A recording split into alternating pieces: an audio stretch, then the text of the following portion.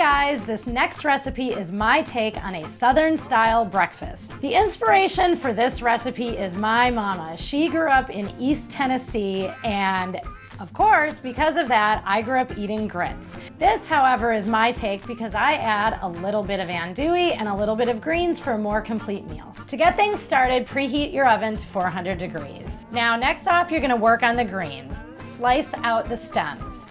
You then want to mince the stems really fine.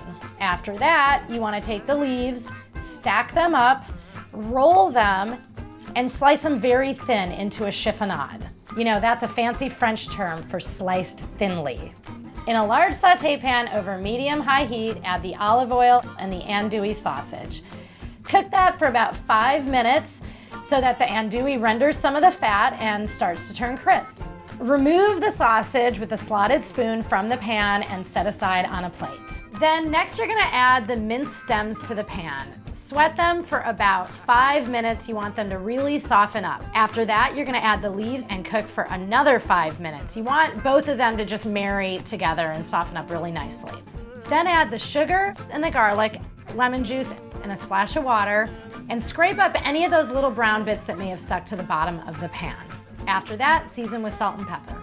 So I'm gonna use a mini cast iron skillet for this, so I wanna preheat that in the oven. What that's gonna do is form a nice crust on the outside of those grits once I pour them in it. Next, you're gonna cook the grits, and I'm using quick grits, so guess what? They cook quickly. You're gonna bring some water to a boil and add the grits to the pan.